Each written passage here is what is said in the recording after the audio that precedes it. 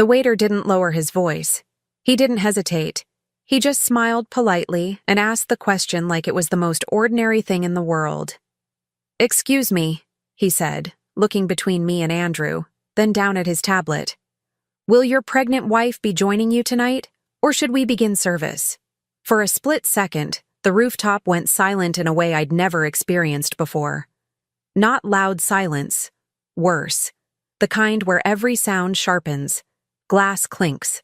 Wind against the railing. Someone's laugh dying halfway through a breath. I felt Andrew's arm stiffen against mine. Pregnant wife. I turned slowly, not because I needed time to think, but because my body refused to rush the moment. Andrew didn't look at me. His eyes were locked on the table, his jaw clenched so tight I could see the muscle jump. The waiter glanced up again, confused now. "Sir?" I smiled at him. Not the tight kind. The calm kind. The kind that surprises people. "I'm sorry," I said evenly. "Could you repeat that?"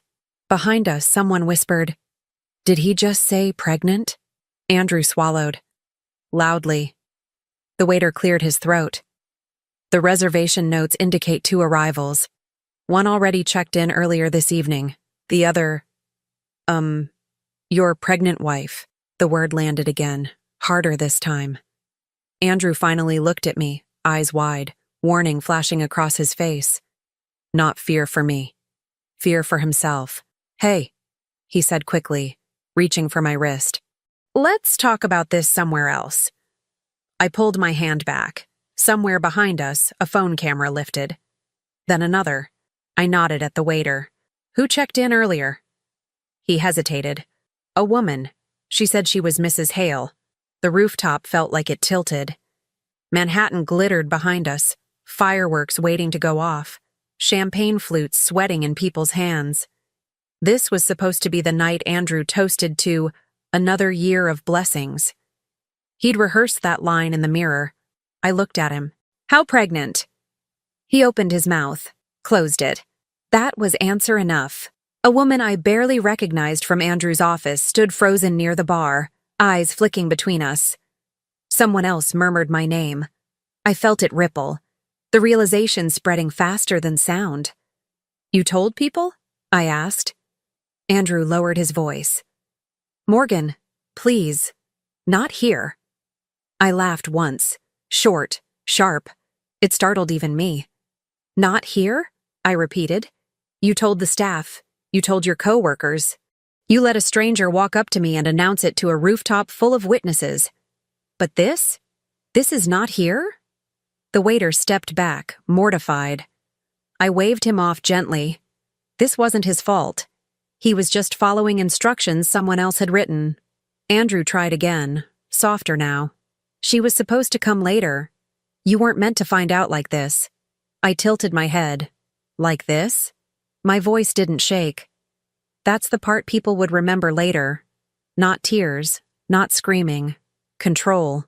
"You mean at a New Year's Eve party," I said, "surrounded by your colleagues, neighbors, and friends, while the skyline lights up behind us and your secret finally runs out of places to hide?" Someone gasped. I heard my heart for the first time then, steady and slow, like it had already made peace with what was happening. "How long?" I asked. Andrew looked around, calculating. Always calculating. "Please," he said again. "Let's just go home." I shook my head. "Answer the question." He exhaled. 8 months. 8 months. 8 months of late nights. 8 months of new passwords. 8 months of me defending him to my sister, to my daughter, to myself. I nodded once. My hands felt light, like they no longer belonged to me. And the baby? His eyes dropped. That was it. No more questions needed. I reached for my clutch and slid my wedding ring off my finger. It made a soft sound when I placed it on the table. Barely audible, but somehow everyone heard it.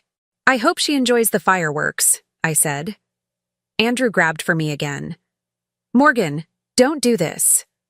I leaned in close enough that only he could hear me. My voice stayed low, calm, exact. "You did this."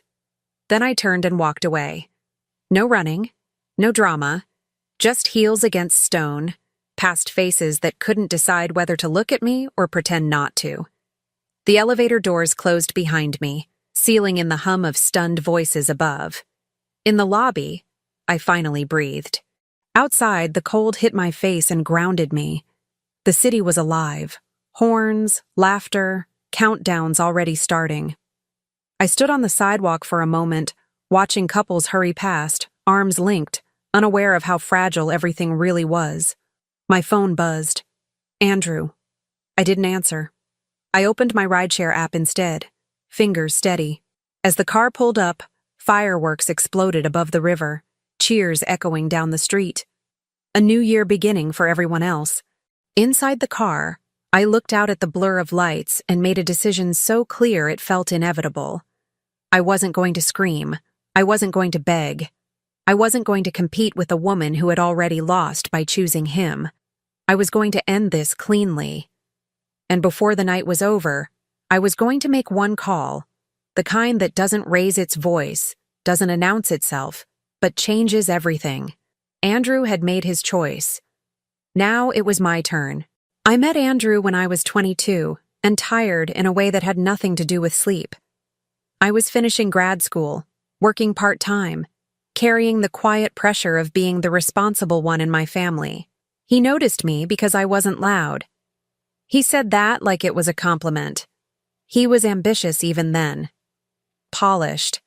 The kind of man who knew how to speak in full sentences and make promises sound reasonable. He talked about the future early, not in a romantic way, but in a practical one. Stability. Growth. Building something solid. I believed him because I wanted to believe in something steady. We married fast. Faster than my mother liked. She worried I was bending myself around his plans, but Andrew always framed it as teamwork. When he took the better job offer, I adjusted. When his hours stretched, I filled the gaps. When our daughter was born, I stepped back from my career without being asked, because someone had to be the constant.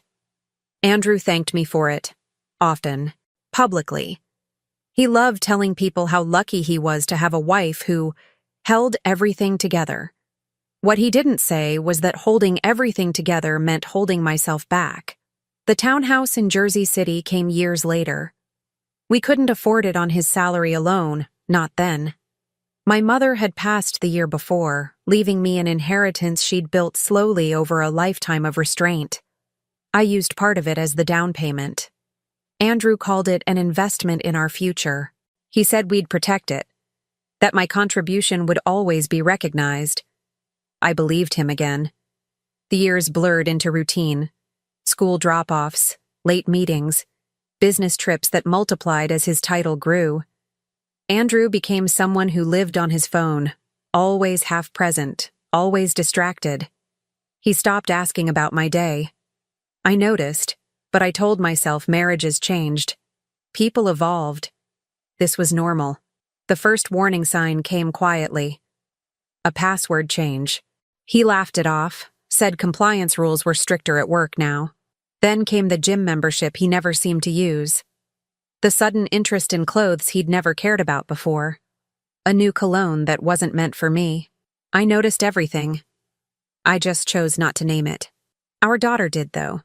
She was 12 when she started asking why Dad was never home for dinner anymore.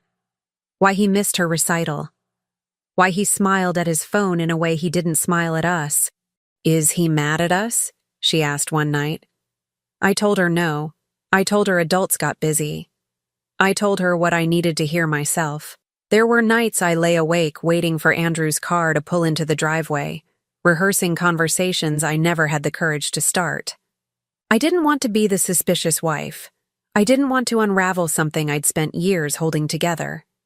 The second warning sign came 6 months before the party. A credit card alert for a restaurant I didn't recognize. Expensive, romantic. He said it was a client dinner. I checked the calendar. It was a Saturday. I let it go. By then, Andrew had mastered a version of reality where everything inconvenient had an explanation, and I had mastered the skill of accepting them. It was easier than admitting the truth, that I had built my life around a man who was slowly removing himself from it. The night after the New Year's Eve party, I didn't sleep. I sat at the kitchen table, the house silent, and replayed every moment I'd dismissed, every instinct I'd talked myself out of. The clarity was brutal. Once you stop protecting someone, the past rearranges itself. The confirmation came the next morning. My phone rang just after 9. It was Nora, my closest friend, the one person who had never fully bought Andrew's act. She didn't ask how I was. She didn't need to. "I'm so sorry," she said. "I hoped you'd never have to hear this from me." I didn't interrupt. "He's been talking about the baby at work," she continued. "Not openly, but enough. Everyone assumed you knew. He let them think that." I closed my eyes. "How long?" I asked. "She's 6 months along," Nora said. "He's been setting things up, apartment, schedule, plans. Not a mistake, not a lapse, a parallel life." I thanked her and hung up. Then I walked down the hallway to my daughter's room and watched her sleep for a moment longer than necessary. The stakes crystallized right there. This wasn't just about betrayal. It was about the example set in silence, about what I would allow to be normalized in her world. Andrew hadn't just lied to me. He'd gambled with our future, my inheritance, and my child's sense of what love was supposed to look like. And now that I saw it clearly, I knew one thing for certain. I wasn't going to protect him anymore. I didn't wake up angry the next morning. I woke up focused. Anger burns fast and burns sloppy. What I felt was colder than that. Clearer. The kind of clarity that comes when denial finally runs out of places to hide. I stood in the shower longer than usual, not because I needed warmth, but because I needed stillness. I let the water run while I sorted facts from feelings. Feelings could wait. Facts were urgent. Andrew hadn't just betrayed me emotionally. He'd exposed our finances, our home, and our daughter to risk. He'd made decisions that could ripple for years if I didn't move first. So I moved. The first thing I did was open my laptop and pull every document I could find. Bank statements, mortgage papers, trust records tied to my inheritance. I downloaded everything and saved copies to a secure drive Andrew didn't know existed. I didn't rush. I didn't miss anything. Years of being the organized one finally paid off. Next, I made the call I'd already decided on the night before. The attorney answered on the second ring. I'd helped her once, years ago, when she was starting her practice. A favor returned quietly. "I need to protect assets and custody," I said. "Today." She didn't ask for details. She didn't offer sympathy. She told me exactly what to do and what not to do. I wrote it all down. By noon, the joint accounts were frozen. Not emptied. Frozen. Enough to stop Andrew from moving money. Not enough to raise alarms yet. The credit cards tied to my name were shut down. The ones tied to his would follow. At 12:47 p.m., my phone lit up. "Andrew," I let it ring. At 12:52, a text. "We need to talk. This is getting out of hand." I didn't reply. Instead, I called a realtor, not a friend of a friend, a professional who understood discretion and speed. I told her I might be listing a townhouse and needed a valuation immediately. "You're early," she said lightly. "I'm right on time," I replied. While she scheduled a walkthrough, I went room by room, photographing everything. Not sentimentally, strategically. Evidence of condition. Evidence of contribution. Proof that this home wasn't something Andrew had built alone. At 3 o'clock, I changed the passwords to every account that mattered. Cloud storage, utilities, insurance, the places people forget until it's too late. I set alerts so I'd know the moment Andrew tried to access anything. Then I called my sister and asked her to pick up my daughter from school. "Just for today," I said. She didn't ask why. She heard it in my voice. Andrew's reaction arrived faster than I expected. At 4:11 p.m., his card declined at a gas station. He left me a voicemail this time, voice tight, forced calm cracking around the edges. "Morgan, something's wrong. My card isn't working. Did you do something?" "Yes, But I didn't say it. By evening, the messages piled up.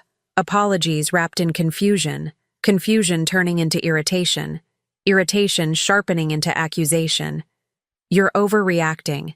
This doesn't have to be ugly. Think about our daughter. I read every word without responding. Each message confirmed what I already knew. He wasn't panicking because he'd hurt me. He was panicking because control was slipping. At 7, he showed up at the house. I didn't open the door. I watched through the camera as he stood on the porch, coat still on, hair disheveled for the first time I could remember. He knocked once, then again, harder. "Morgan," he called. "We need to talk, now." I spoke through the intercom, my voice steady. "This isn't a conversation." He stared at the door, stunned. "You can't do this." "I already am." There was a pause, a recalculation. I saw the moment he realized this wasn't a fight he could smooth over. "What do you want?" he asked. I didn't answer. I didn't need to. Because while he was standing there begging for access, my attorney was filing motions. The realtor was preparing comps. The accounts were locked. The timeline was already moving without him. Andrew stayed on the porch for 10 more minutes, pacing, checking his phone, calling someone I couldn't hear. Then he left. I didn't feel relief when his car disappeared down the street. I felt momentum. The night before, I'd walked out of a party humiliated and exposed. Now, less than 24 hours later, Andrew was the one locked out, confused, and scrambling to catch up to a plan he hadn't seen coming. And I was just getting started. The fallout didn't arrive all at once. It came in pieces, small enough at first that Andrew probably thought he could still contain it. By morning, the bank alerts had done their job. He couldn't move money, couldn't reshuffle accounts, couldn't quietly prepare an escape plan the way he'd prepared everything else. I knew because my phone kept lighting up with attempted access notifications, the digital equivalent of someone rattling a locked door. He called again, then emailed, then sent a message that tried to sound reasonable. "Let's be adults about this. We can figure it out without lawyers." That was the moment I knew I was ahead. When someone who had spent months lying suddenly wanted calm and cooperation, it meant pressure was building where he couldn't see it. The first real consequence hit him at work. Andrew's job depended on perception, trust, clean optics, the kind of environment where rumors mattered more than facts. He'd always managed his image carefully, keeping his personal life neatly framed as stable and respectable. That frame cracked fast. Someone at the party had talked. Someone always did. By midday, he was pulled into a meeting he hadn't scheduled. His phone stopped buzzing for nearly 2 hours, an unusual silence that told me everything. When it started again, the tone had changed. "People are asking questions. This is affecting my reputation. You need to tell them this isn't what it looks like." I almost smiled at that one, as if betrayal had angles, as if pregnancy came with plausible deniability. While Andrew tried to control damage at work, the other woman felt the shift in a more immediate way. The apartment he'd helped her secure was tied to accounts he no longer controlled. Rent bounced, calls went unanswered. Whatever promises he'd made about stability and timing suddenly looked thin without access to money. She reached out to him, then to someone else, then to no one at all. I didn't need updates. I could see the pattern. People who enter a situation through secrecy rarely stay when reality shows up unannounced. The social circle reacted next. Friends who had once texted Andrew regularly went quiet. Invitations stalled. Group chats changed tone. A few people reached out to me, cautiously, respectfully, not to ask questions, but to offer support. They didn't say his name. They didn't need to. My family didn't hesitate. My sister cleared her schedule without explanation. My brother offered to be present for anything legal or logistical. No debates. No second chances offered on my behalf. Andrew had always assumed goodwill would cushion consequences. He underestimated how quickly loyalty realigns when truth surfaces. The hardest shift came with my daughter. She didn't ask many questions. She didn't cry. She just looked at me one night while brushing her teeth and said, "So that's why he wasn't around." It wasn't accusation, it was understanding. I told her what she needed to know and nothing more. That adults sometimes make choices that hurt other people, that none of this was her fault, that she was safe. She nodded and went back to brushing, but something had settled behind her eyes. A quiet awareness. I made a promise to myself right then that whatever else happened, she would never watch me accept less than respect again. Andrew tried one more angle. He showed up at my sister's house unannounced, hoping proximity would soften me. It didn't. She didn't let him in. She didn't raise her voice. She simply told him he wasn't welcome and closed the door. That rejection landed harder than any argument could have. By the end of the week, Andrew was unraveling. Not dramatically. Subtly. Missed calls. Poor decisions. The confidence he used to wear so easily now slipping in public. He sent one final message late Friday night. Please. I just need to talk to you. I can fix this. I read it once, then put my phone face down on the table. He was still trying to fix the story. I was already changing the ending. And for the first time since the party, Andrew understood something he hadn't planned for at all. This wasn't blowing over. The invitation came through a mutual friend who didn't know where things stood, or pretended not to. A charity brunch downtown, one Andrew had committed to months earlier. Board members, donors, familiar faces from his professional circle. The kind of event built on appearances and polite conversation.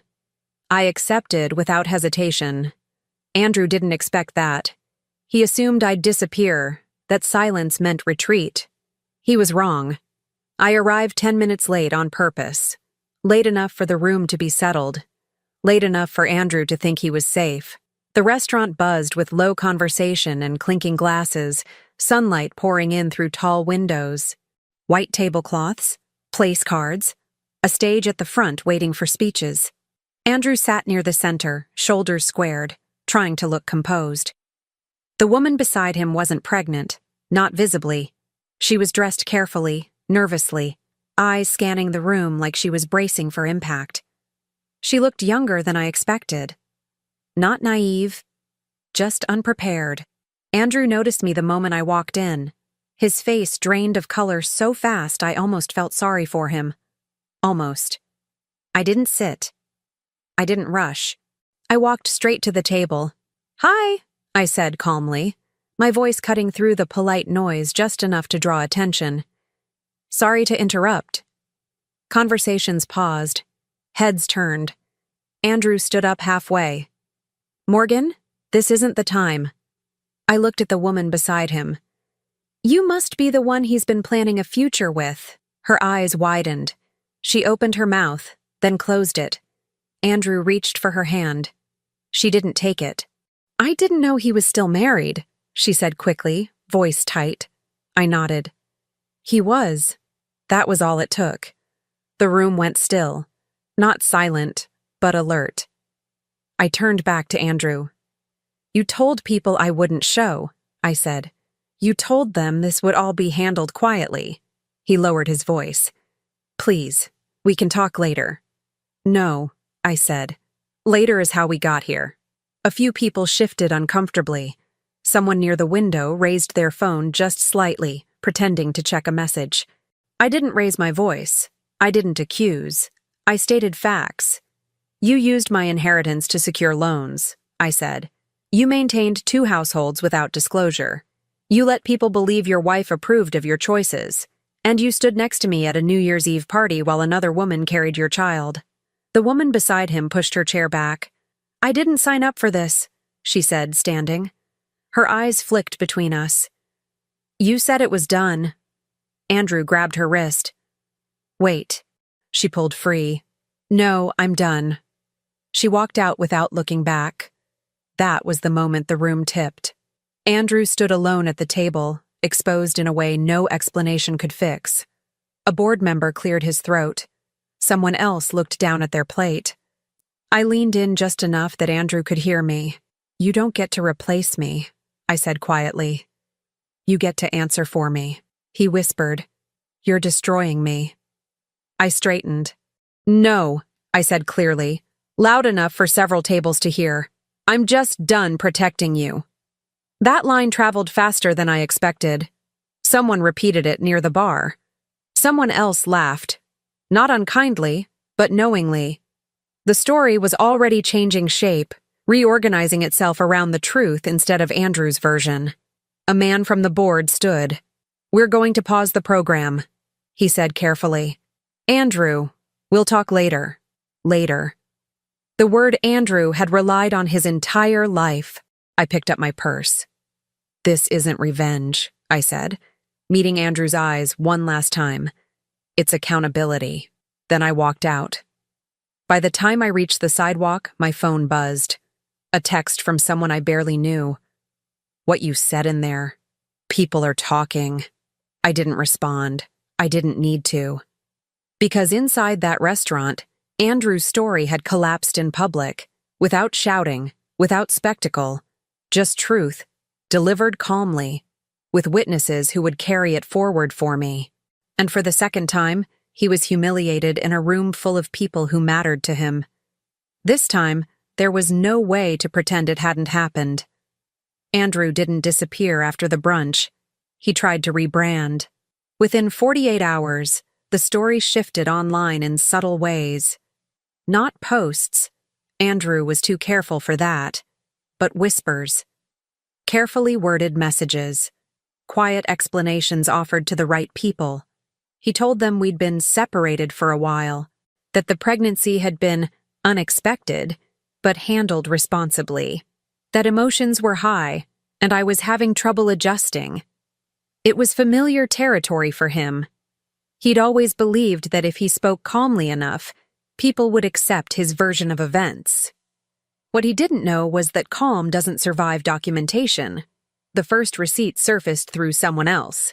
A mutual acquaintance forwarded me a screenshot Andrew didn't realize still existed.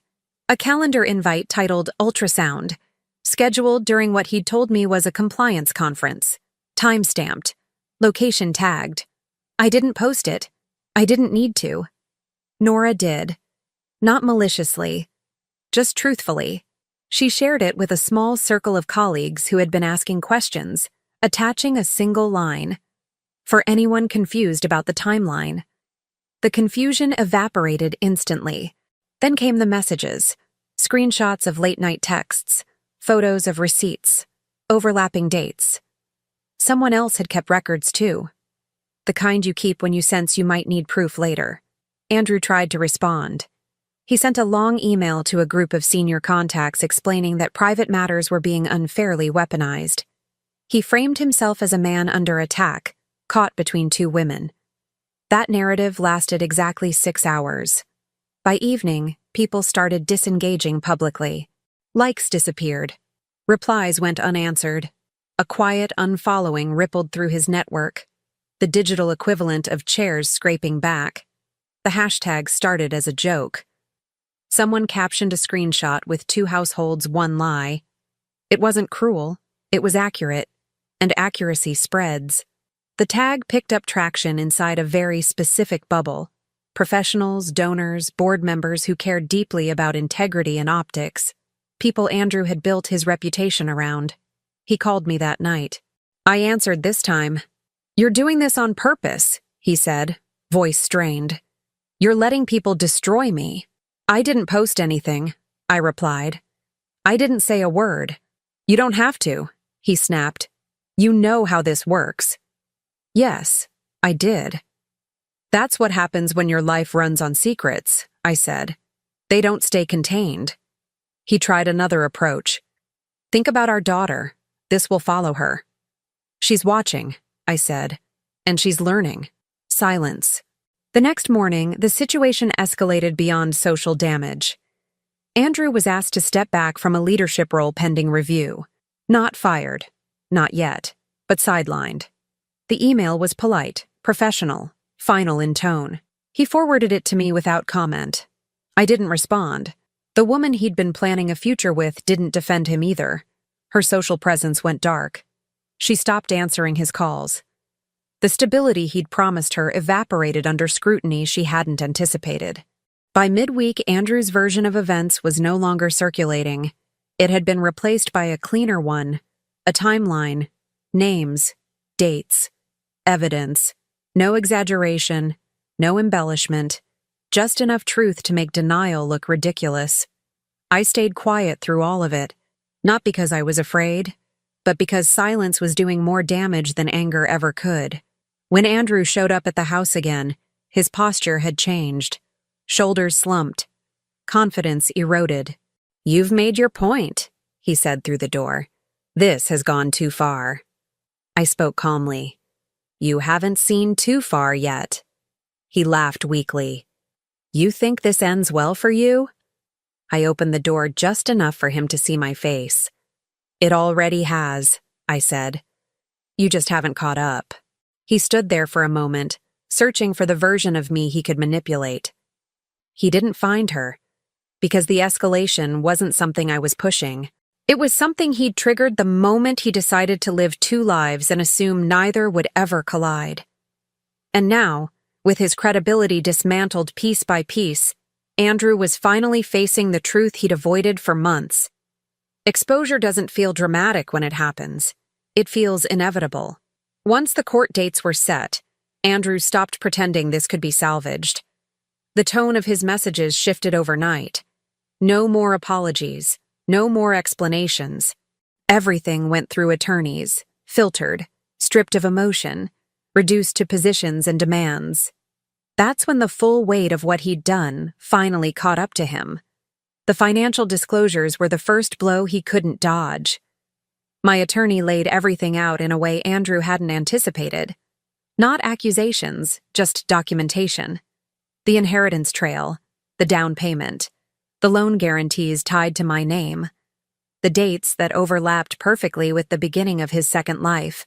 Andrew's attorney tried to argue intent again, that the money had been used for the family, that we'd discussed risks together. The judge listened patiently, then asked for proof. There was none. Intent doesn't override records. Temporary orders followed quickly. Joint accounts remained frozen. Spending limits were imposed. Every transaction scrutinized.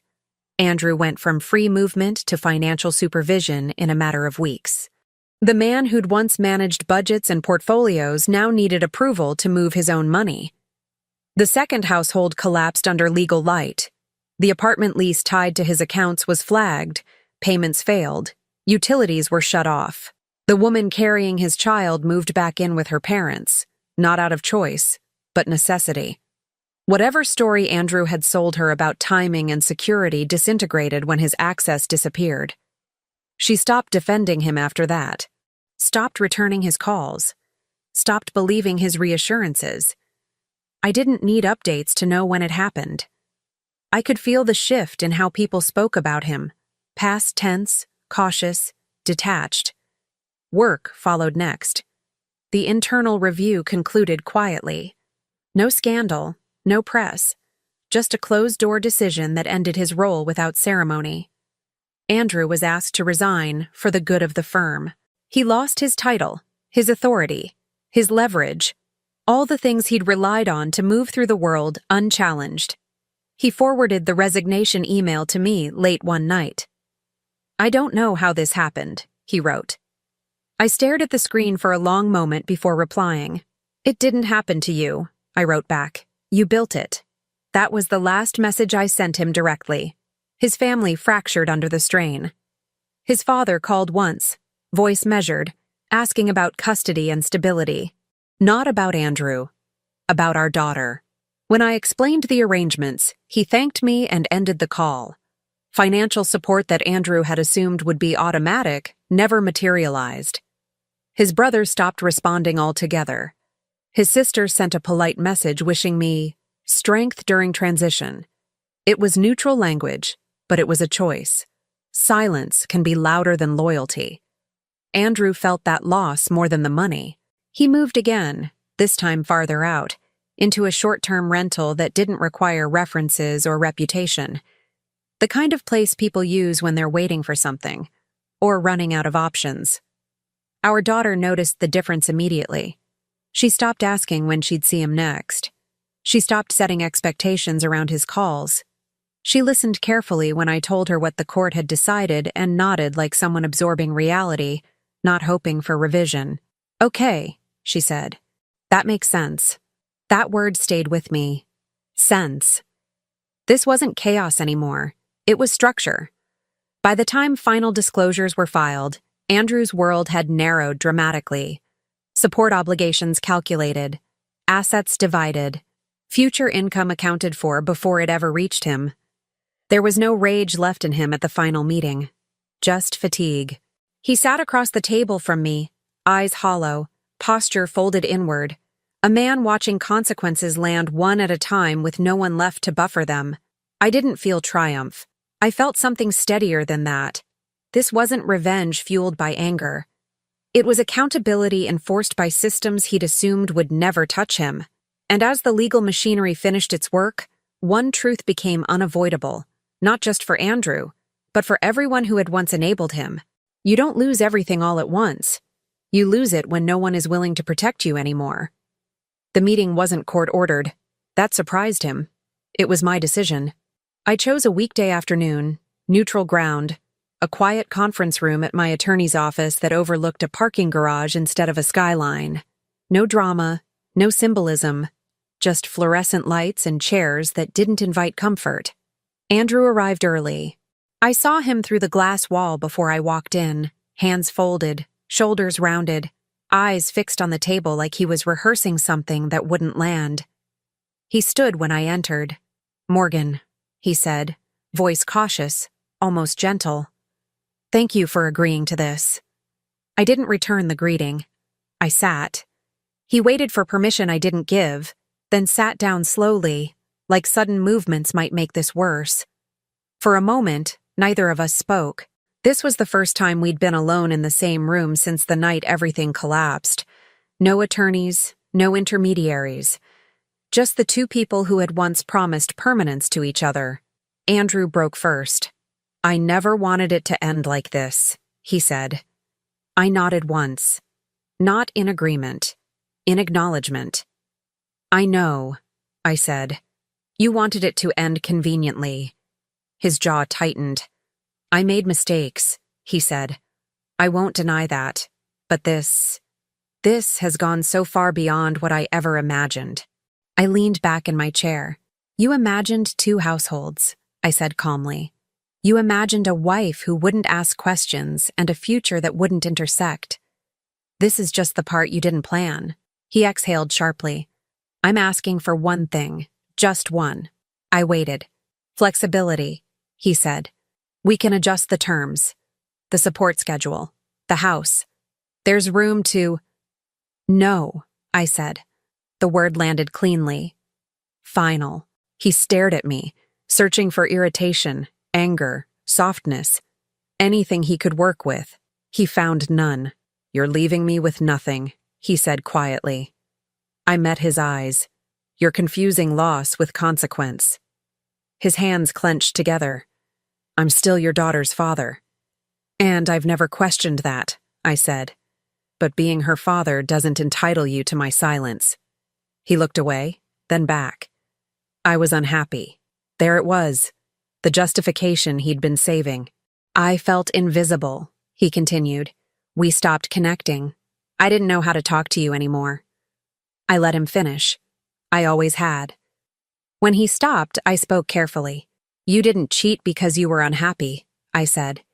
"You cheated because you wanted comfort without accountability." His mouth opened, then closed. "You didn't talk to me," I went on. "You planned around me. You built a life that required me to stay ignorant for it to work." "That's not fair," he said. I tilted my head. "Was it fair to let a waiter announce your betrayal to me in public?" He flinched. "I never meant to hurt you like that." "No," I said. "You just didn't care enough to prevent it." The room went quiet again. The hum of the lights filled the space between us. Andrew leaned forward, desperation slipping through his composure. "I can change," he said. "I'll do whatever it takes. Counseling, transparency, anything." I studied him for a moment. Really looked. He wasn't offering change. He was offering retreat. A way back to familiarity, not integrity. I don't want a changed version of you, I said. I want distance from the man who thought this was acceptable. His voice cracked. You're punishing me. I shook my head. I'm refusing to absorb the cost of your choices. He swallowed hard. So this is it? Yes. After everything? He asked. 15 years? After everything, I said, including the last 8 months. He leaned back, defeated now, anger dissolving into something smaller. I don't recognize you, he said. That's because I stopped shrinking, I replied. Silence. He looked down at his hands. What do you want from me? I stood. I want you to respect the boundaries we've already put in place, I said. I want you to show up for our daughter consistently and honestly, and I want you to stop asking me to make this easier for you. He nodded slowly. And if I don't? I picked up my coat. Then nothing changes, I said, because I no longer need your cooperation to move forward. He stood as well, panic flickering again. Morgan, he said, reaching out instinctively, then stopping himself. Please. I turned at the door. This is the last time we meet like this, I said. No more explanations. No more negotiations. This chapter is closed. He searched my face one final time, hoping for mercy disguised as nostalgia. What he found instead was resolve. I loved you once, I said. That's why this hurts. But I love myself enough now not to stay. I opened the door. As I walked out, I didn't feel victorious. I felt unburdened. Behind me, Andrew stayed in that room, surrounded by the consequences of choices he'd believed would never catch up to him. And for the first time, I didn't look back. A year later, the city feels different. Not quieter, not kinder, just honest.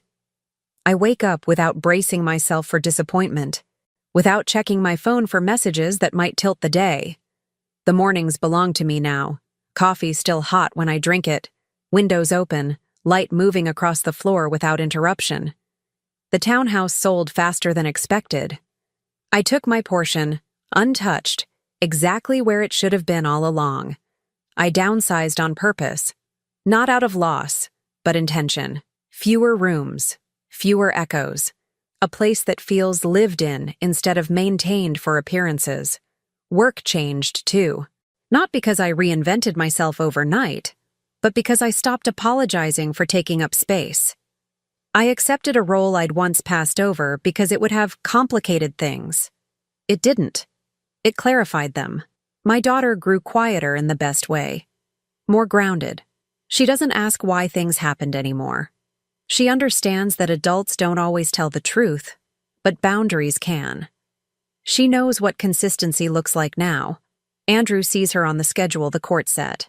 Sometimes he's on time. Sometimes he isn't. She notices.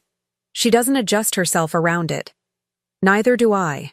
I hear things about him occasionally, through mutual contacts who don't realize they're giving updates.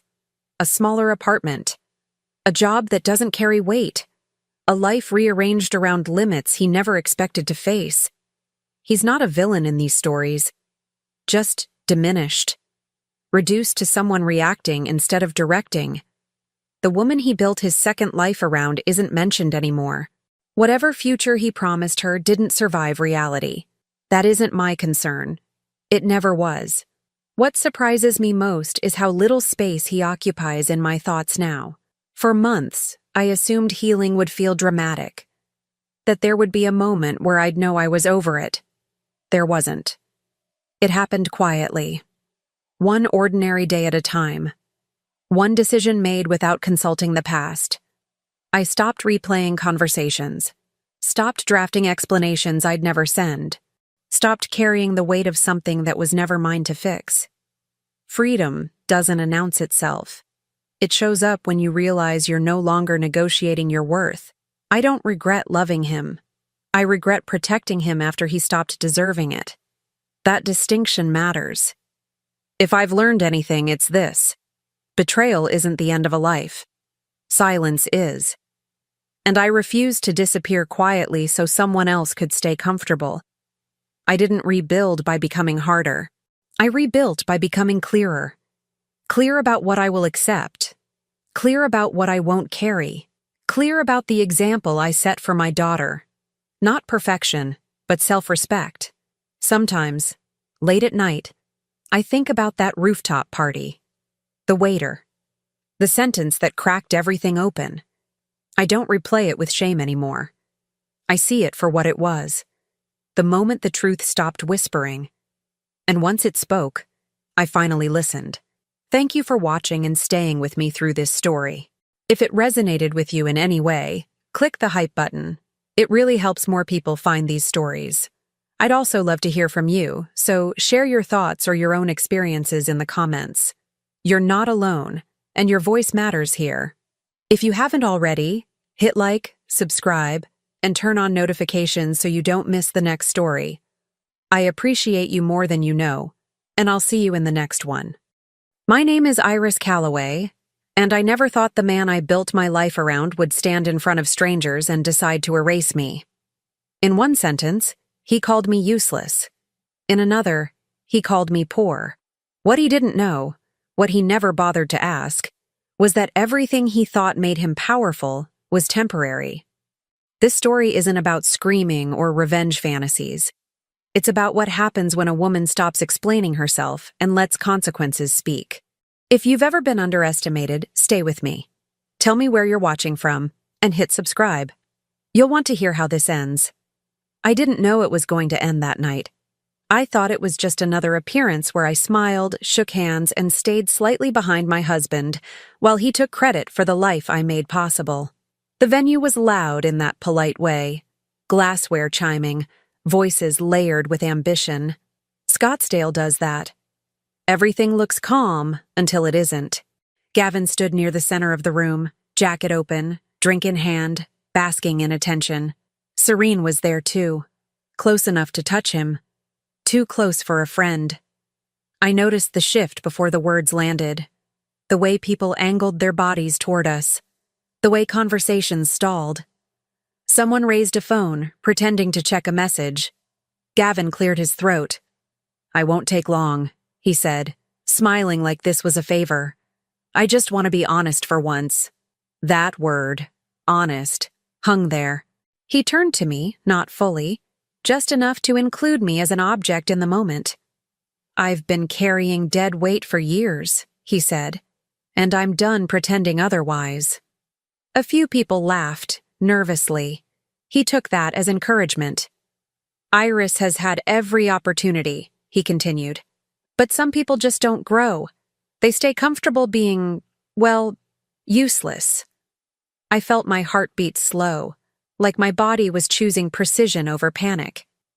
"And poor," he added, shrugging. "Let's be real. I built everything we have." Seren smiled, not wide, not cruel, just satisfied. Someone whispered my name. I didn't look. Gavin lifted his glass. "I'm moving on with someone who matches my ambition, someone who contributes." Seren and I didn't plan for this to be public tonight, but hiding feels dishonest. A pause. Then, "I hope you understand. Understand." I looked at him then. Really looked. The man I married. The man who had signed papers without reading them, trusted my judgment when it suited him, ignored me when it didn't. I saw relief on his face. He thought he'd won. I didn't raise my voice. I didn't cry. I didn't ask for privacy. I said, "You're finished." He blinked. "Excuse me?" I stepped forward so there was no doubt who I was speaking to. "You're finished." A ripple moved through the room. Gavin laughed. "Come on, Iris. Don't do this here." "Here?" I repeated. "You chose here." Serene finally spoke. "Iris, I never meant to hurt you." I looked at her. "You meant to replace me." She opened her mouth, closed it. Gavin sighed, annoyed now. "This doesn't have to be dramatic. I've already arranged for you to stay at the house for a bit. We'll sort out details later." The arrogance was almost impressive. I nodded once. "Good. Then listen carefully." The room leaned in. "You don't get the house," I said. "You don't get access to any accounts. You don't get to explain this away, and you don't get another word from me after tonight. His smile faltered. What are you talking about? I'm talking about consequences. He scoffed. I pay for everything, Iris. I met his eyes. You never asked where the money came from. Silence. Serene shifted. Someone behind me inhaled sharply. Gavin recovered quickly. This is embarrassing, he said, turning to the group. She's emotional. I picked up my clutch. Calm. Deliberate. I'll be filing first thing in the morning, I said. You'll hear from my attorney before noon. Attorney? He laughed again, too loud. With what money? That was the moment, the exact one, when the room tipped. With mine, I said. A few heads turned. Phones lifted higher. Gavin stared at me like I'd spoken another language. You don't have... I have more than you think, I said. And you just made it very easy for me to use it. Serene reached for his arm. He didn't notice.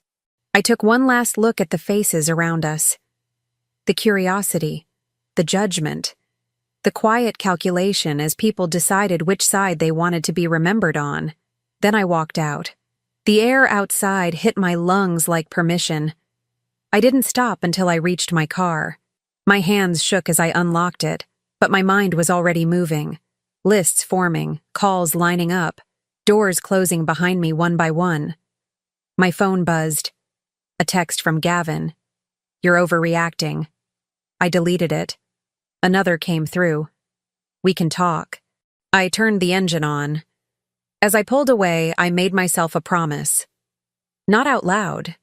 Not for drama. Just a clean, internal line drawn where I would not cross back. He wanted to humiliate me in public. I would dismantle him in daylight. When I met Gavin, I was 23 and certain of exactly two things. I wanted a stable life, and I didn't want to chase attention. Gavin mistook that second part for lack of ambition. I mistook his confidence for character. That's how it usually starts. He was charming in a practiced way, the kind of man who made plans quickly and spoke about the future as if it were already signed and sealed. He talked about development projects, leverage, scaling. I listened. I asked questions. He liked that. Said I made him feel steady. What he meant was quiet, convenient. We married fast. I didn't hesitate when he asked me to pause my own career so he could relocate for a deal that would change everything. I believed in teamwork. I believed sacrifice was temporary. When our daughter was born 2 years later, Gavin cried in the delivery room and promised he would always protect us. I believed that too. The early years blurred into routines. His long hours, my schedules, school forms, pediatric appointments, dinners reheated after 9. I handled the household finances because I was good at it. Organized, precise. Gavin said numbers bored him. I didn't argue. I just made sure the bills were paid and the investments stayed where they belonged. What I didn't tell him, because I'd been raised not to, is that my grandfather had structured my inheritance with conditions, not restrictions, protection.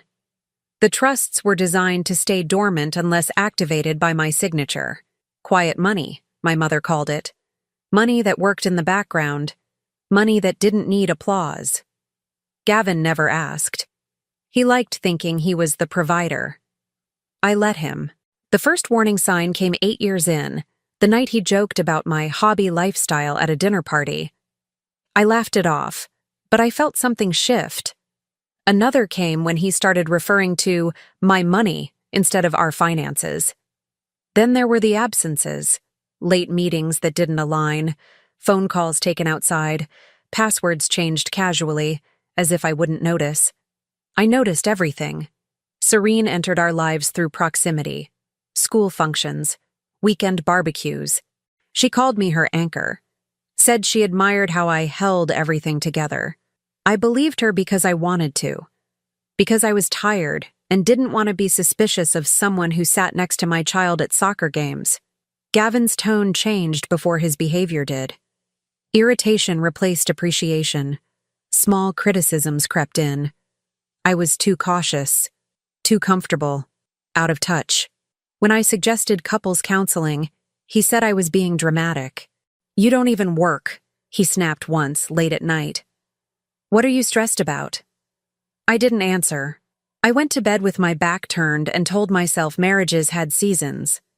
The day I knew something was wrong for real was the day my daughter asked me why Daddy didn't come home anymore. She said it like a fact, not a complaint.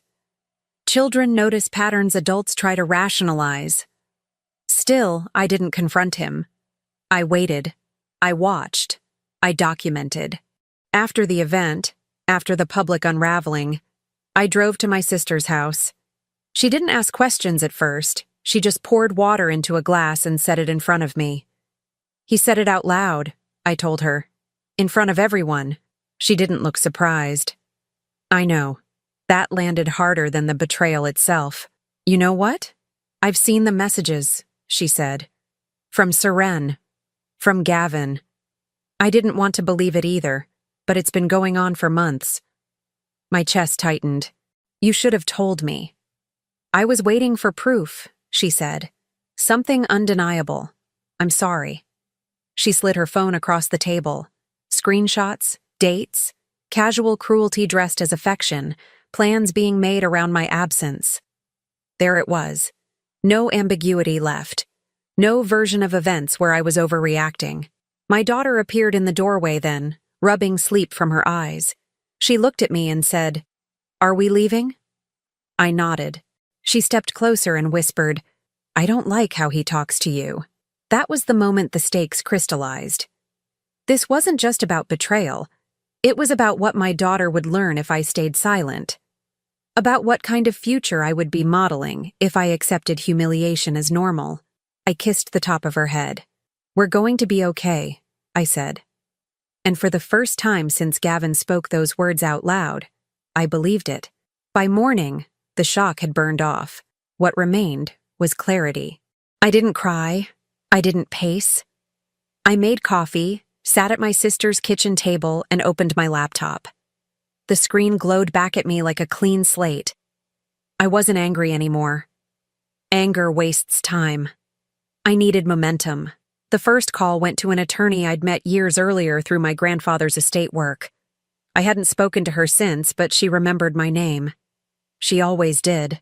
"I need to file today," I said, "and I need everything quiet." She didn't ask why.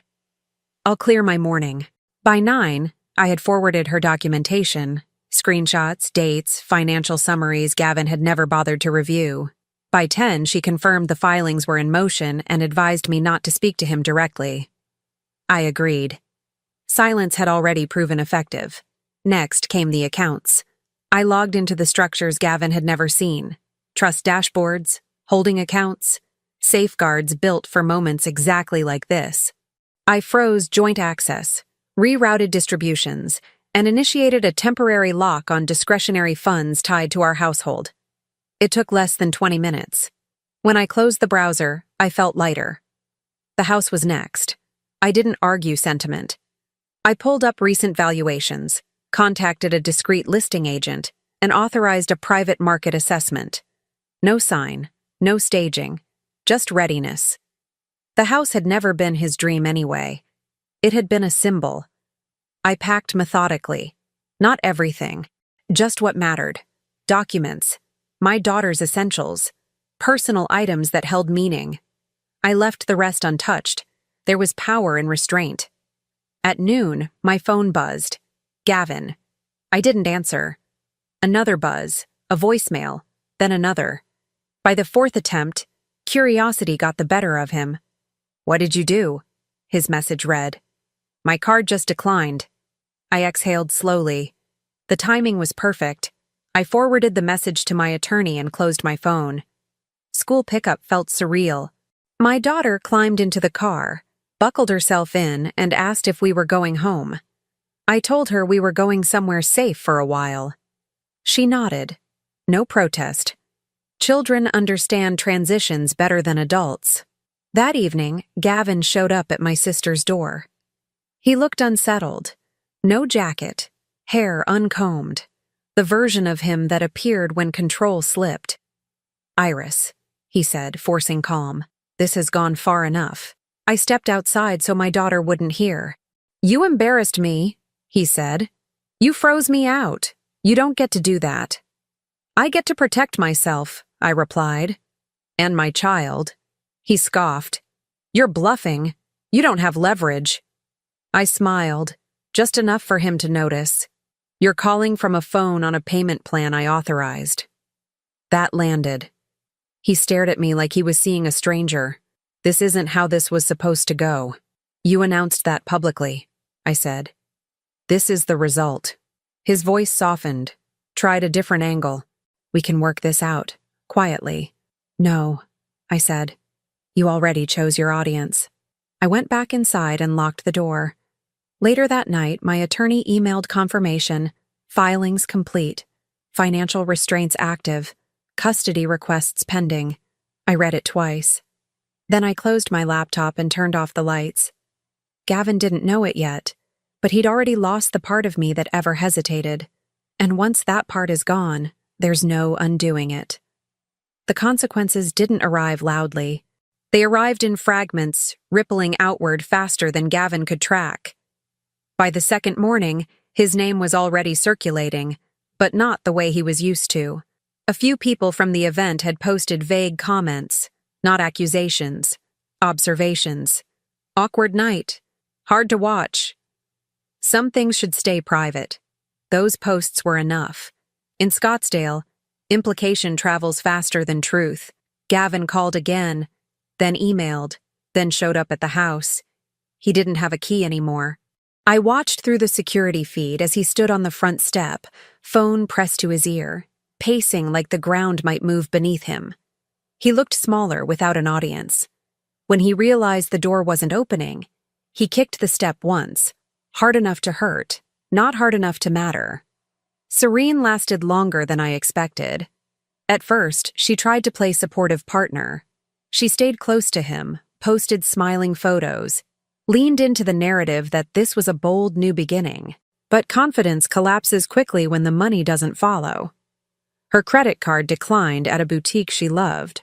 Her rent payment bounced. The investment opportunity Gavin promised her turned into a conversation full of excuses and deflection. She started asking questions. He didn't have answers. Meanwhile, my attorney moved efficiently. Temporary financial orders were granted. Custody arrangements were stabilized. Gavin's access to shared funds remained suspended pending review. Every email he sent my lawyer grew shorter, sharper, less composed. His business felt it next. A partner called him into a meeting he didn't control. A lender asked for reassurance he couldn't give. Someone forwarded a clip from the event, just audio, just enough to remind people of his words. Useless. Poor. The irony wasn't lost on anyone reviewing his accounts. At school pickup, another parent squeezed my hand and said, "I'm sorry." I thanked her and moved on. Sympathy wasn't my currency anymore. Gavin's mother called that night. Her voice was tight. "What's happening?" she asked. "He says you're freezing him out." "I'm enforcing boundaries," I replied. She exhaled. He should have thought before he spoke. It wasn't an apology. But it was distance. And distance was enough. Seren cracked publicly at a brunch she didn't realize would turn cold. Someone asked her how it felt to step into another woman's life. Someone else mentioned money. She laughed too hard, spilled a drink, left early. The photo that circulated afterward caught her mid-expression. Uncertain, exposed. Gavin blamed me for that too. "You're poisoning people," he texted. I didn't respond. By Friday, he was calling from a number I didn't recognize. I answered once. "You need to stop this," he said, voice tight with panic. "I can't access anything. I can't even cover payroll." "That sounds like a business problem," I replied. "Not a marriage one." "You're enjoying this," he accused. I thought about it. "No," I said. "I'm finished explaining myself." He hung up without another word. That evening, my sister handed me a glass of water and asked how I was holding up. I watched my daughter at the table, focused on her homework, steady and calm. "I'm okay," I said. And for the first time, It wasn't something I had to convince myself of. Gavin tried one last move before the weekend ended. He showed up unannounced at my sister's house again, this time earlier before school let out. He looked worn now, sleep-deprived, his confidence frayed at the edges. "Iris," he said, softer than before. "We need to talk. Please." I stepped outside and closed the door behind me. "You're losing control," I said. "That's not my responsibility." His jaw tightened. "You think you've won? I think you underestimated me," I replied. "And you're only just noticing." He stared at me, searching for something familiar. There was nothing left to find. As he walked away, I knew this was only the beginning. The damage was already spreading, and he was running out of places to hide. The second confrontation wasn't accidental. It was scheduled, structured, and unavoidable.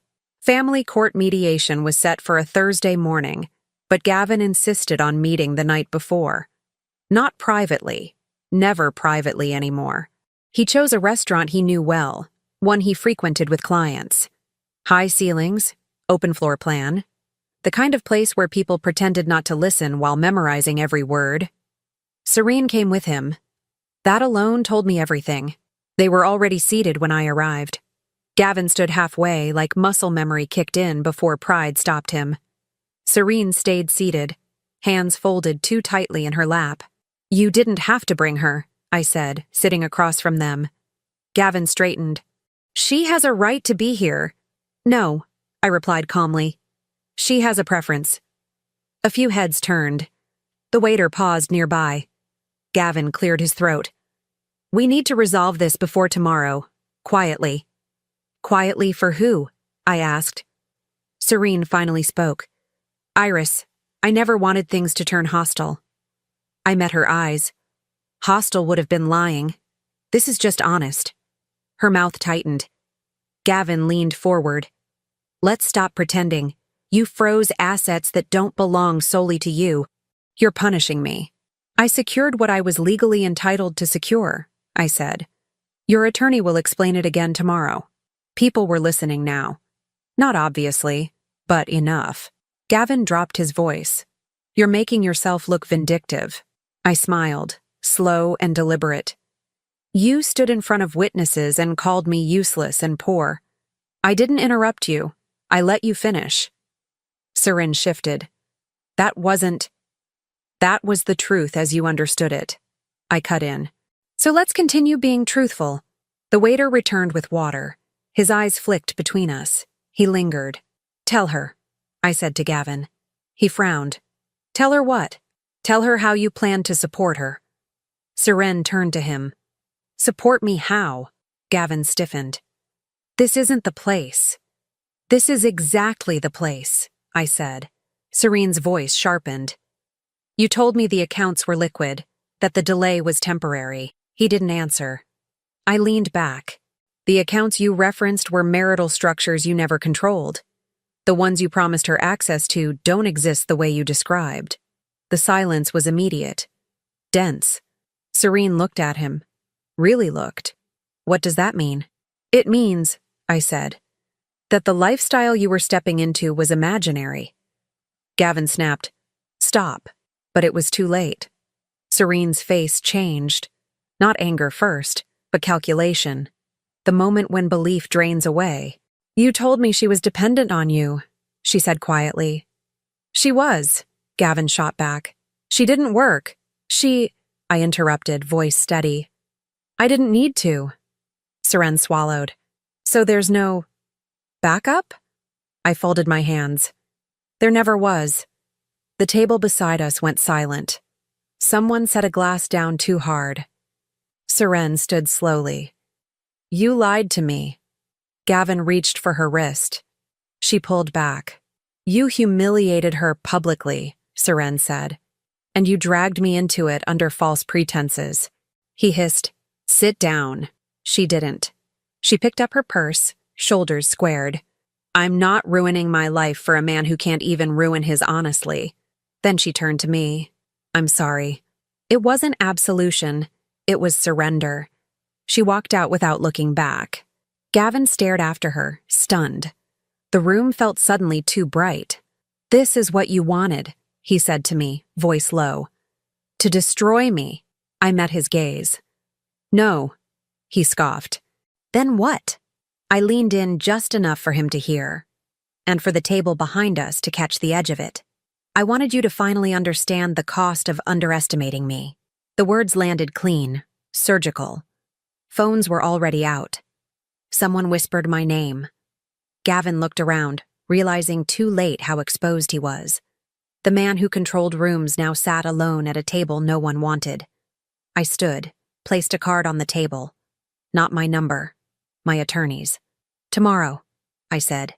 "We speak through counsel." As I walked away, I felt it, the shift. Not just in him, but in the room. The story had changed hands. By morning, the line was everywhere. Shared, quoted, reframed, and Gavin Calloway would never outrun it. Gavin tried to regain control the only way he knew how, by talking louder than everyone else. By Monday morning, his version of events was circulating. Carefully worded messages sent to mutual contacts. Casual lunches arranged with people who mattered. He framed himself as blindsided, betrayed by a wife who had hidden assets, and turned vindictive the moment he asked for honesty. He didn't deny the affair. He minimized it, repositioned it as overlap. A relationship that started after the marriage was already over. It might have worked if he hadn't underestimated how records behave when they're allowed to speak. The first crack came from someone he didn't expect. One of his junior partners, a man who had always deferred to him, forwarded a question instead of offering support. Just one line. "Can you explain this?" Attached was a timeline. Not dramatic, not annotated, just dates, transfers, calendar entries, travel overlaps. Clean enough that it didn't need commentary. Gavin panicked. He called me for the first time in days. I didn't answer. He emailed. I forwarded it to my attorney. He left a voicemail, angry this time, accusing me of leaking information. I hadn't leaked anything. People had simply started comparing notes. By Tuesday, a post from the charity event surfaced again, this time clipped, edited down to 10 seconds. His voice, his words. Useless and poor. No context, no defense, just the sound of contempt, preserved. It spread faster than he could respond. Someone added a caption, "This you?" He issued a statement that afternoon. It read like every apology written by committee, regretful but defensive, vague but self-centered. He apologized for how his words were perceived and emphasized the stress of a high-conflict separation. The comments tore it apart. By evening, someone had dug deeper. Saren's messages. Not the affectionate ones, the transactional ones. Screenshots of promises, of timelines that contradicted his narrative, of jokes at my expense. A private conversation leaked into public view. He called it sabotage. The internet called it clarity. A hashtag appeared overnight. I didn't create it. I didn't amplify it. I didn't acknowledge it at all. That silence made it louder. By Wednesday, his credibility was gone. A lender quietly paused a project. A board member asked for distance. A client postponed a meeting. Until things settled. His name stopped opening doors and started closing them. Gavin tried to pivot again. He claimed I had manipulated finances, that I had weaponized inheritance he didn't even know existed. He painted himself as the victim of deception. That angle lasted exactly 12 hours. Because by Thursday morning, my attorney released a single document in response to a filing he'd made. Nothing confidential, nothing inflammatory. Just confirmation that the assets he referenced had always been legally mine, protected long before our marriage. There was no betrayal there. Just ignorance. The commentary shifted instantly. So did Saren's loyalty. She posted once. A short message. No names, no accusations. Just distance. I was misled. I'm stepping away from this situation. She turned off comments and disappeared. Gavin was alone now, publicly, completely. His phone rang constantly, not with support, but with consequences. His brother stopped returning calls. His father sent a text that said only, "Handle your mess." His mother stopped defending him entirely. That night, he showed up at my attorney's office without an appointment. Security turned him away. The next morning, he sent me a message that finally sounded honest. I didn't think it would go this far. I read it once, then deleted it. The escalation reached its peak when one of his former associates, someone he'd dismissed years earlier, shared a long post. Not angry, reflective. About power. About how men like Gavin mistake silence for weakness and loyalty for entitlement. The post went viral. By the time Gavin realized the narrative had fully turned, there was no version of himself left to salvage. He wasn't hated. He was pitied. And for a man like him, that was worse. He made one last attempt to reclaim dignity. A scheduled interview. A controlled setting. He canceled an hour before it aired. Too late. The damage was already complete. I watched it all from a distance. Not detached. Just disciplined. I focused on my daughter's routines. On meetings that mattered. On a future that no longer required me to explain myself. Gavin Calloway had wanted to redefine me publicly. Instead, the world had redefined him. And there was nothing left for him to spin. The legal dismantling didn't look dramatic from the outside. No raised voices, no slammed doors, just documents moving with precision. And a man slowly realizing there was nowhere left to stand. The temporary orders became permanent faster than Gavin expected. His attorney pushed for delays, extensions, reconsideration. The judge wasn't interested. The financial trail was clean. My documentation was thorough. Every claim Gavin made collapsed under its own lack of preparation. Custody was decided first. The court didn't punish him. It didn't need to. His travel schedule, unstable finances, and documented behavior spoke clearly enough. Primary custody was granted to me. He received structured visitation, limited, supervised at first, contingent on consistency. When the ruling came through, my attorney called it predictable. Gavin called it betrayal. He left 3 voicemails in one afternoon.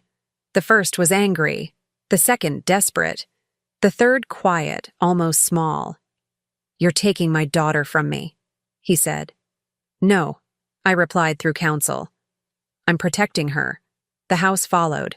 The valuation came in higher than expected. The sale moved forward without issue. Gavin tried to contest it, claiming emotional attachment. The court noted he had publicly disavowed the marriage and the household. Emotional claims don't survive contradictions. His share was reduced to cover outstanding obligations, legal fees, deferred liabilities. He walked away with less than he imagined, and far less than he'd promised Seren. Business assets were next. A partnership dissolved quietly. A development deal was reassigned. A line of credit closed without ceremony. Gavin's name stayed on paperwork, but his influence evaporated. Investors don't like volatility. They like discretion. He had offered them neither. The worst part for him wasn't financial. It was familial. His father refused to intervene. "You embarrassed yourself," he said plainly during a call Gavin put on speaker, hoping for leverage. "Fix it without dragging the family into it." His brother withdrew support entirely. A shared venture dissolved. Communication stopped. Holidays were suddenly complicated. His mother tried once more, called me late, voice strained, asking if there was any way to soften the outcome. "There was," I said gently, before he spoke. She didn't argue. Serene's collapse was quieter, but complete. She moved out of her apartment within a month. The lifestyle she'd stepped into vanished overnight. The social circle that had applauded her bravery dissolved just as quickly. She sent one final message to Gavin. "You ruined everything." He didn't respond. By the time the final financial orders were issued, Gavin was living out of a short-term rental on the edge of town. No long-term lease, no stability. His name carried weight once. Now it carried warnings. The court finalized the divorce on a Tuesday afternoon. No ceremony, no audience. I signed digitally, closed my laptop, picked up my daughter from school. That night, she asked if things were going to be normal again. I thought about it. Different, I said. But better. She smiled and went back to her homework. I didn't feel victorious. I felt resolved. Gavin sent one last message after the final ruling. I never thought you'd do this to me. I didn't reply. Because he was right about one thing. I never would have. Not to the man I thought he was. The last meeting wasn't ordered by the court. It wasn't arranged by attorneys or forced by deadlines. Gavin asked for it himself, 3 days after the final papers were filed. He didn't call. He emailed, "I need to see you. Once. Please."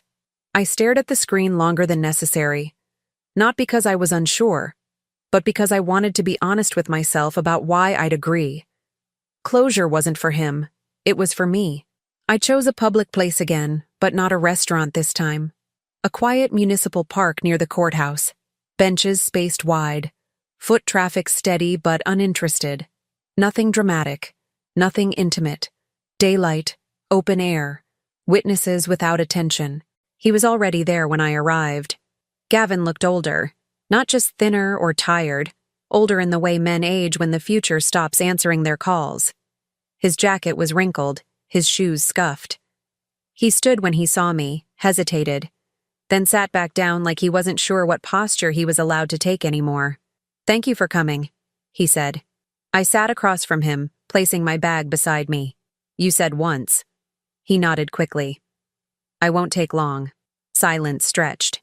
He fidgeted with his hands, then stopped when he noticed me watching. "I didn't think you'd go through with it," he said finally. "All of it." "I know," I replied. "That night, at the event," he continued, voice unsteady. "I was angry. I wanted to feel powerful again." I didn't interrupt.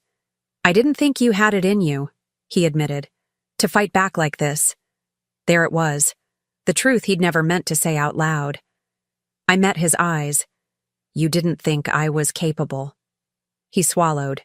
"I thought you needed me." "I did," I said calmly. "Until I didn't." His shoulders slumped. "Everything fell apart so fast." "No," I corrected. "It just became visible." He rubbed his face. "I lost everything, Iris." I tilted my head slightly. "You lost access. That's not the same thing." His eyes filled then. Actual tears, not the dramatic kind, the exhausted kind. "I made a mistake," he said. "A terrible one.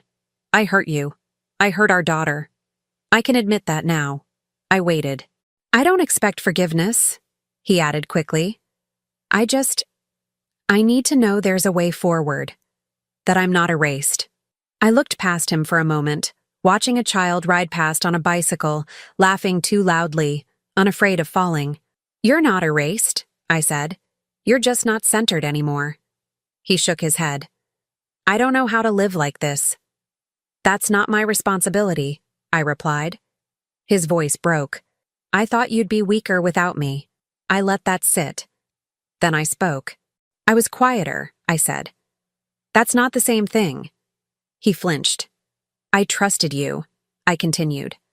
"I built a life around your comfort. I protected your pride. And you mistook that for dependence." He opened his mouth to respond, but I raised my hand. Not sharply.